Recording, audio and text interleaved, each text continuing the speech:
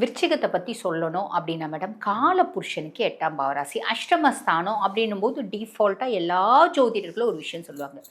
கஷ்டம் அப்படின்னா விருச்சிகத்துக்கு தான் முதல்ல வரும், அதுக்கப்புறம் தான் மீதி பேருக்கு வரும். கஷ்டத்தை அனுபவிக்கிறதுக்குனே விருச்சிகம் பொறப்பு எடுத்திருக்காங்க. எல்லாருமே அந்த கஷ்டத்தை அனுபவிக்கிறதுக்கு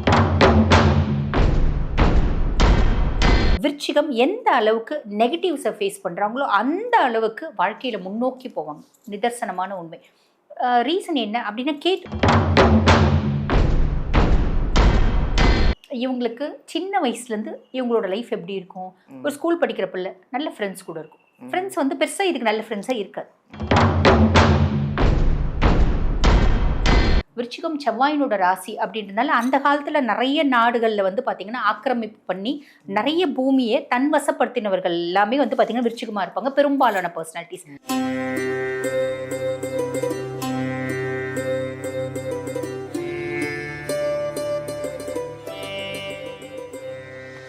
வணக்கம், நான் உங்கள் பாலாம்பிகா.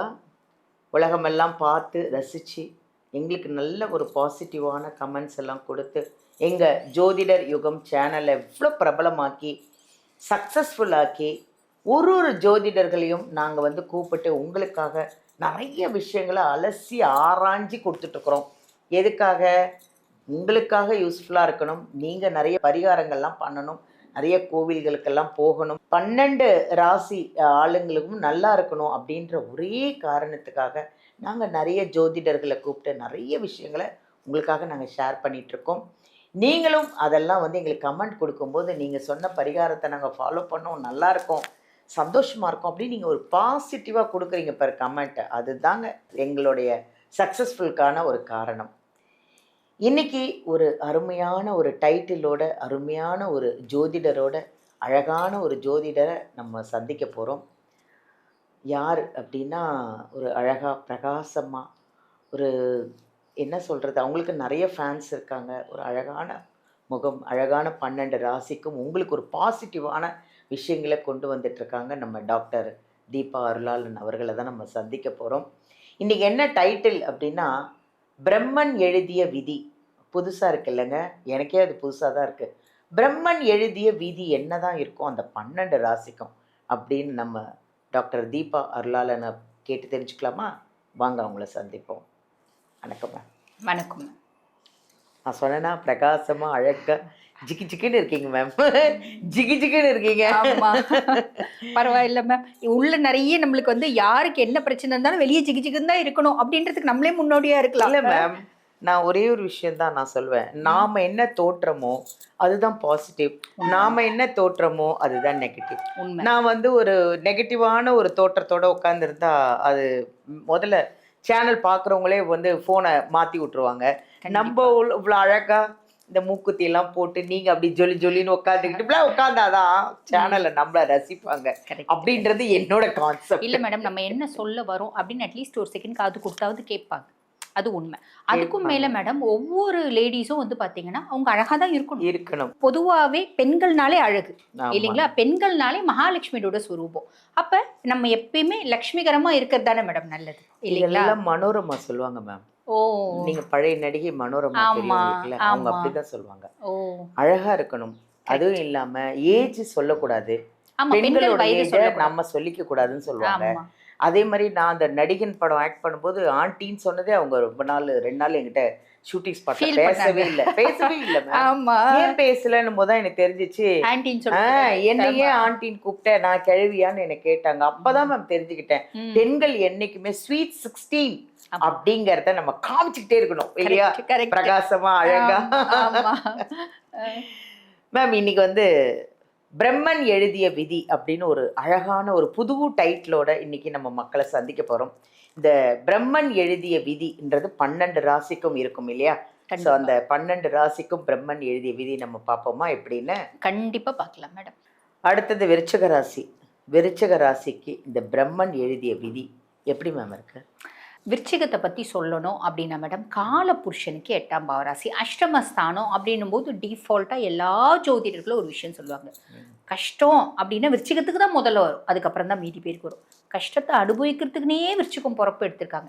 எல்லாருமே அந்த கஷ்டத்தை அனுபவிக்கிறதுக்கு எடுத்திருக்கோம். இப்பதானே நம்ம கர்ம வினைகளை பத்தி பேசணும் இல்லைங்களா? பட் பொதுவா சொல்றது வந்து நாங்கெல்லாம் வந்து உலகத்துல இருக்க சந்தோஷத்தை மட்டும் அனுபவிக்கிறதுக்காக பிறந்தா மாதிரியும், விருச்சிகம் மட்டும்தான் உலகத்துல இருக்க கஷ்டத்தை மட்டும் அனுபவிக்கிறதுக்கு பிறந்தா மாதிரியும் நிறைய பேர் சொல்லுவாங்க. அதெல்லாம் உண்மையா? உண்மை கிடையாது மேடம். அது உண்மை கிடையாது. ஒவ்வொரு ராசிக்கும் கர்ம வினைகள், கர்ம பதிவுகள், என்ன கர்மாவை தாங்கி வந்திருக்காங்க நம்ம இப்ப பேசணும். அப்ப பொதுவா சொல்றது நோய்வாய்ப்படாத விருச்சிகமே கிடையாது, ஏமாற்றத்தை சந்திக்காத விருச்சிகமே கிடையாது, துரோகத்தை சந்திக்காத விருச்சிகமே கிடையாது, அப்படியெல்லாம் சொல்லுவாங்க. அது எதுவுமே ஒன்றும் கிடையாது. ஆனால் என்ன கேட்டால் விருச்சிகம் எந்த அளவுக்கு நெகட்டிவ்ஸை ஃபேஸ் பண்ணுறாங்களோ அந்த அளவுக்கு வாழ்க்கையில் முன்னோக்கி போவாங்க. நிதர்சனமான உண்மை. ரீசன் என்ன அப்படின்னா, கேத்துனோட கர்மா ரொம்ப தாங்கி வந்திருக்காங்க மேடம். ராகுவும் கேதுவும் உச்சமடையக்கூடியது விருச்சிகத்தில் அப்படிம்பாங்க. முக்கியமாக கேத்துனோட கர்மா ரொம்ப தாங்கி வந்திருக்கிறதுனால இந்த வில்லில் வந்து பார்த்தீங்கன்னா அம்பு பூட்டி அப்படியே பின்னாடி இழுத்தா எவ்வளோ ஸ்பீடாக போவோம். அந்த மாதிரி லைஃப்பில் எவ்வளோக்கு எவ்வளோ பிரச்சனைகள் இவங்களை இழுக்குதோ அவ்வளோக்கு அவ்வளோ வாழ்க்கையில் முன்னோக்கி போவாங்க. யாராலையும் விருச்சிகத்தை வீழ்த்தவே முடியாது அப்படின்னு சொல்லலாம். பொதுவாக எல்லாரும் என்ன நினைக்கிறாங்கன்னா மேடம், இது வந்து ஒரு இமோஷனல் இம்பேலன்ஸ், சந்திரன் நீச்சமடையக்கூடிய ராசின்றதுனால இமோஷனல் இம்பேலன்ஸ் இருக்குது அப்படின்பாங்க. ஆனால் உண்மை என்ன அப்படின்னா ஸ்திர ராசி இது. அப்போ நீர் ராசி. அப்போ ஒரு விஷயத்த நம்ம யோசிக்கிறாங்க அப்படின் போது ரொம்ப இன்டெப்த்தாக யோசிப்பாங்க. இன்டெப்த்தாக யோசிக்கும் போது அவங்களுக்கு சில விதமான குழப்பங்கள் அப்படின்றது வரும். ரொம்ப மக்கு யோசிக்கவே மாட்டான், புத்திசாலி யோசிப்பான். ரொம்ப புத்திசாலி பல விதத்தில் யோசிப்பான், பல ஆங்கிளில் யோசிப்பான். ஸோ இவங்க பல ஆங்கிளில் யோசிக்கிறதுனால இவங்களுக்கு ஒரு குழப்பம் அப்படின்றது வருது. அந்த குழப்பத்துலேயும் ஒரு தெளிவு அப்படின்றது வரும். கலகம் பிறந்தாதான் வழி பிறக்கும் அப்படிம்பாங்க பார்த்தீங்களா? ஆக கலகம் இவங்களுக்கு பிறக்கிறது, குழப்பவாதிகளாக இருக்கிறது தெளிவாகிறதுக்கு ரொம்ப சிம்பிளாக சொல்லணும் அப்படின்னு சொல்லலாம். சரி, இப்போ வந்து பார்த்தீங்கன்னா இவங்களுக்கு சின்ன வயசுலேருந்து இவங்களோட லைஃப் எப்படி இருக்கும்? ஒரு ஸ்கூல் படிக்கிற பிள்ளை நல்ல ஃப்ரெண்ட்ஸ் கூட இருக்கும். ஃப்ரெண்ட்ஸ் வந்து பெருசாக இதுக்கு நல்ல ஃப்ரெண்ட்ஸாக இருக்காது. ஹாப்பி ஃப்ரெண்ட்ஷிப்னா என்னன்னு புரிஞ்சுக்கும். பொதுவாக வந்து பார்த்தீங்கன்னா நம்ம சொல்லுவாங்க பார்த்தீங்களா, கட்டி கொடுக்குற சோறும் சொல்லி கொடுக்குற பாடமும் கடைசி வரைக்கும் வராது. அனுபவ பாடம் வாழ்க்கையின் இறுதி வரைக்கும் வரும். அனுபவம்ன்றது தான் விருச்சிகத்துக்கு. அனுபவம் தான் முக்கியம். ஸோ இந்த வந்து பார்த்தீங்கன்னா அந்த ஏமாற்றம் ஃப்ரெண்ட்ஸ் கிட்ட எப்படி பழகணும் அப்படின்றத கற்றுக் கொடுக்கும். புரியுதுங்களா? இவங்களுக்கு சின்ன வயசுலேயே அதெல்லாம் தெரிஞ்சிடும், நல்ல தெளிவாயிடுவாங்க அப்படின்னு சொல்லலாம். லவ் பண்ணுறாங்க, லவ் பண்ணுவாங்களா? சாலிடாக லவ் பண்ணுவாங்க. எப்படி லவ் பண்ணுவாங்க? பொண்ணு ரொம்ப ஆளுமையாக இருந்தால் பிடிக்கும், தைரியமான பொண்ணாக இருந்தால் பிடிக்கும், புத்திசாலியான பொண்ணு, தைரியமான பொண்ணு. ஓரளவுக்கு புத்திசாலித்தனம் வந்தால் போதும். எனக்கு காலேஜ் டாப்பரை தான் நான் லவ் பண்ணுவேன்லாம் கிடையாது. தைரியம் இருக்கணும், தன்னம்பிக்கை இருக்கணும். அப்படிப்பட்ட பிள்ளையை பிடிக்கும். அந்த லவ் பண்ணுற பிள்ளைகிட்ட எனக்கு அம்மா மாதிரி நீ பாசம் கொடுக்கணும் அப்படின்னு எதிர்பார்ப்பாங்க. இது சாத்தியமா? சாத்தியம் கிடையாது. அப்போ அந்த காதலில் தோல்வி அப்படின்றது சந்திப்பாங்க. விருச்சிகத்துக்கு ஒரு லவ்வான ஃபெயிலியர் இருக்கும். ஆனால் நல்லது. அடுத்து லவ் பண்ணும்போது அவளை எப்படி டீல் பண்ணணும், எந்த பொண்ணு எப்படி டீல் பண்ணணுன்றது தெளிவாக புரிஞ்சுப்பாங்க. பொதுவாக விருச்சிகம் மிதுனத்தை லவ் பண்ணுறாங்க அப்படின்னா சாலிடாக அது வந்து காம்ப்ளிகேஷன் நோக்கி கொண்டு போவோம். ஏன்னா அதுங்க அதி புத்திசாலிங்க. பெருசாக இவங்களுக்கும் அவங்களுக்கும் ஒத்து வர்றதில்லை அப்படின்னு சொல்லலாம். சரி, இமோஷ்னல் பாண்டிங் வேணும் அப்படின்னு ரொம்ப ஆசைப்படுவாங்க லவ் பண்ணுற பொண்ணுக்கிட்டே. You almost my wife, you almost my husband அப்படின்ற எண்ணம் வந்துடும். இது பெருசாக நம்ம எக்ஸ்பெக்ட் பண்ண முடியாது மேடம். அதனால் ஒரு தோல்வி அப்படின்றத சந்திப்பாங்க. ஆனால் அதுவும் நல்லது தான். லவ் மேரேஜ் மேக்ஸிமம் லவ் பண்ணுறவங்களை கல்யாணம் பண்ணிப்பாங்களா? லவ் பண்ணுறவங்களை கல்யாணம் பண்ணிக்கிறாங்க. லவ் பண்ணுறவங்களை கல்யாணம் பண்ணிவிட்டு பொதுவாக காதலில் இவங்க உஷாராக இல்லை அப்படின்னாலும் திருமணத்தில் நல்லா அனலைஸ் பண்ணிட்டு தான் கல்யாணம் பண்ணும். லவ் பண்ணி விருப்பப்பட்டு கல்யாணம் பண்ணிக்கணும், பின்னாடி நொந்து போகிறது, இதெல்லாம் விருச்சிகத்துக்கு, இது எல்லா ராசிக்குமே உண்டு. விருச்சிகத்துக்கு ஒரு கல் தூக்கலாக இருக்கும் அப்படின்னு சொல்லலாம். சரி, கேரியரை பொறுத்த வரைக்கும் ஆல்மோஸ்ட் ஆல் யூனிஃபார்ம்டு சர்வீசஸ், அதே மாதிரி இம்போர்ட் எக்ஸ்போர்ட் அதில் வேலை செய்கிறது, அரசாங்கம் சார்ந்த வேலை செய்கிறது, இதெல்லாம் வந்து நல்ல சாதகமாக இருக்கும் மேடம். யூனிஃபார்ம்டு சர்வீசஸ் எல்லாமே எந்த ஒரு தொழில் செஞ்சாலும் ஒரு ஆளுமையான தொழில். ஸ்கார்பியன்ஸ் வந்து பார்த்தீங்கன்னா மேடம் இந்த ராத்திரி அவங்களுக்கு ரொம்ப பிடிக்கும், ஒரு ஹிடன் ஏரியாஸில் வேலை செய்கிறது ரொம்ப பிடிக்கும் அப்படின்லாம். பொதுவாக எல்லாருக்கூடையும் நான் வந்து மிங்கிள் ஆகிறதுனா எனக்கு பிடிக்காது, எனக்கு தனிமை ரொம்ப பிடிக்கும் அப்படின்றது நிறைய ஸ்கார்பியன்ஸ்க்கு உண்டு அப்படின்னு சொல்லலாம். ஒரு சிலர் சொல்லுவாங்க இந்த விருச்சிகம் வந்து தேல் மாதிரி கொட்டும். தேலுன்றது அதுக்கு கொடுக்கப்பட்ட சிம்பல். நீ அதனோட குணத்தை நீ விருச்சிகத்தினோட குணமா நீ கம்பேர் பண்ணிக்கவே கூடாது. நிறைய அஸ்ட்ராலஜிஸ்ட் அப்படி சொல்லுவாங்க, தேன் போல இது கொட்டும், இது வந்து பெருசா உண்மையா இருக்காது அப்படிலாம் கிடையாது. விருச்சிகத்துக்கு ஆக்கப்பூர்வமான எண்ணங்களும் ஆக்கப்பூர்வமான நற்குணங்களும் நிறைய உண்டு. அதுங்க தான் பாவம் ஏமாந்த பிள்ளைங்க. மற்றவங்க தான் அவங்களை ஏமாத்துவாங்களே தவிர அவங்க யாரையும் பெருசாக ஏமாற்ற மாட்டாங்க. என்னன்னா கோவத்தை காமிச்சிடுவாங்க, நீ ஏமாத்திரிச்சு போ அப்படின்ற மாதிரி துரத்தி விட்டுருவாங்க. ஓகேங்களா? அது வந்து பெருசாக வந்து அதை சுற்றி வளைச்சி எங்கள் வீட்டில் வேணான்றாங்க, எங்கள் அப்பாவுக்கு பிடிக்கல, எங்கள் ஆட்டுக்குட்டிக்கு பிடிக்கல அப்படின்லாம் சொல்ல தெரியாது. இங்கே எனக்கு பிடிக்கல, ஒன்று பிடிக்காம போயிடுச்சு, நீ என் வாழ்க்கையில் வேண்டாம், நீ என் வாழ்க்கையில் வேண்டாம் போ, ஏன்னா உன்னோட இந்த குணம் எனக்கு பிடிக்கல, நீ நடிக்கிற, நீ வந்து ஆளுக்கு ஏற்ற மாதிரி பேசுகிற, இதெல்லாம் பிடிக்கலன்றத டைரெக்டாக சொல்லுவாங்க. ஸோ இதனால இதை நிறைய பேர் வந்து தேல் மாதிரி கொட்டும் அப்படிம்பாங்க. தேல் மாதிரிலாம் கொட்டாது. உண்மையை சொல்றதுக்கு போய் என்ன தேல் மாதிரி கொட்டுறது இருக்கு. சரி, அப்புறம் வந்து பார்த்தீங்கன்னா இவங்களுக்கு பூமி சார்ந்த பற்று அப்படின்றது நிறைய உண்டு. விருச்சிகம் செவ்வாயினோட ராசி அப்படின்றதுனால அந்த காலத்தில் நிறைய நாடுகளில் வந்து பார்த்தீங்கன்னா ஆக்கிரமிப்பு பண்ணி நிறைய பூமியை தன்வசப்படுத்தினவர்கள் எல்லாமே வந்து பார்த்தீங்கன்னா விருச்சிகமாக இருப்பாங்க. பெரும்பாலான பர்சனாலிட்டிஸ் அந்த பூமி மேலே பற்று அப்படின்றது ஜாஸ்தி உண்டு. மைனஸ் ஏதாவது இருக்கா? ஆர்கியூமெண்ட் பண்ணுவாங்க.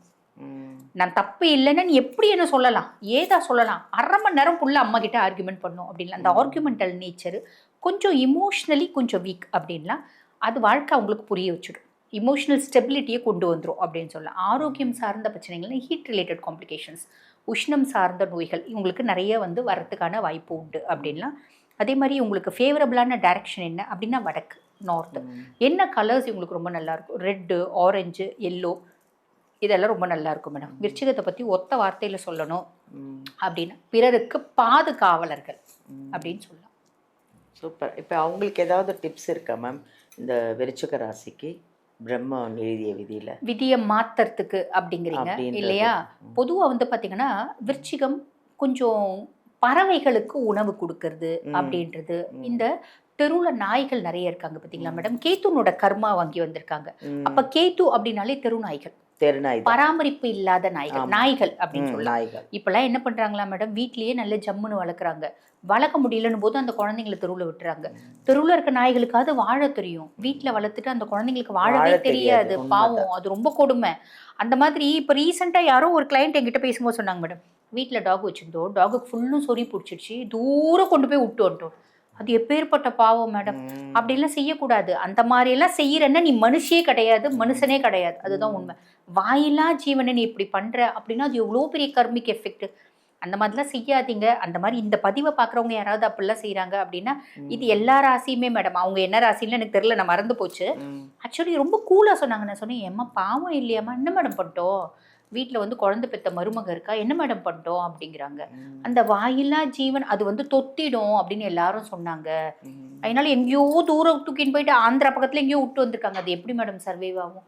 அந்த மாதிரி பாவம் என்ன பண்றதுன்னு அதுக்கும் தெரியாம எப்படி வாழ்றதுன்னு தெரியாம செத்துறோம் மேடம். வாழ வழி தெரியாது, வாழ வழி தெரியாது. இதுவே ஒரு கர்மா மேம். இதெல்லாம் பெரிய கர்மா மேம். எதுக்கு அதெல்லாம் வளர்க்குறீங்க? அப்புறம் வளர்க்குறியா, கடைசி வரைக்கும் நீ செத்தா கூட பரவாயில்ல, அதை நல்லா வச்சுக்கோ. நீ உனக்கு நோய் வந்துடும், நீ நோய் வந்து செத்தா கூட பரவாயில்ல, அதுக்கு நல்ல ஒரு இதை நீ செய். வாயில்லா ஜீவனை குடும்பப்படுத்த கூட. இந்த மாதிரிலாம் நிறைய பேர் சொல்றாங்க. பொதுவா நாய்கள்னாலே கேத்துனோட தொடர்பு இருக்கா மேடம்? இருக்கிறதுலயே வந்து 9 கிரகங்கள்லயே வந்து பாத்தீங்கன்னா சனி விதி கிரகம், ராகு அவனை விட வலிமை வாய்ந்தவன், அவனை விட உன்னத வலிமை வாய்ந்தவன் கேது. கேது ஒருத்தனை வச்சு பாக்கி 8 கோள்களையும் பிரீத்தி பண்ண முடியும். ஸோ இந்த மாதிரி தப்பெல்லாம் மனிதாபிமானம் இல்லாத, தயவு செஞ்சு இந்த மாதிரி தப்பெல்லாம் பார்க்காதீங்க. யாரோ ஒருத்தவங்களுக்கு வளர்க்குறவங்களுக்கு கொடுங்க. இல்ல எத்தனையோ ஆர்கனைசேஷன்ஸ் இருக்கு மேடம். நாய் வாங்கிக்கிறவங்க, வளர்க்குறவங்க ஆர்கனைசேஷன், அதுங்களுக்கு ஒரு ஆசிரமெல்லாம் இருக்கு. ஆமா, அந்த மாதிரி கொண்டு போய் விட்டுருங்க. இந்த மாதிரி கர்மா செய்யக்கூடாது. ஆமா, தேங்க்யூ மேம், தேங்க்யூ. நிறைய நல்ல ஒரு அட்வைஸ் மேம் இது. தேங்க்யூ. அதாவது பிராணிகளுக்கெல்லாம், அதாவது நாய்க்கு, பறவைகளுக்கு எல்லாம் நீங்கள் உணவெல்லாம் அளிக்கலாம். ரொம்ப நல்லா இருக்குது. விருச்சிக ராசிக்கு சூப்பராக இருக்குது. இருந்தாலும் இந்த பிரம்மன் எழுதிய விதியில் அவங்க சொன்ன டிப்ஸ் எல்லாம் ஃபாலோ பண்ணிக்கோங்க. ஹாப்பியாக இருங்க. ஜாதகம் கற்றுக்கணுன்னா மேம்கிட்டே கற்றுக்கலாம். ஏன்னா எல்லோரும் இப்போ ஆசைப்படுறாங்க ஜாதகம், நான் ஏன் ஜாதகத்தை நான் பார்க்கணும் அப்படின்னு ஆசைப்பட்டிங்கன்னா அழகாக நீங்களே கற்றுக்கலாம். மேம்கிட்டே ஆன்லைன்லேயும் கற்றுக்கலாம், அவங்க கற்றுக் கொடுக்குறாங்க.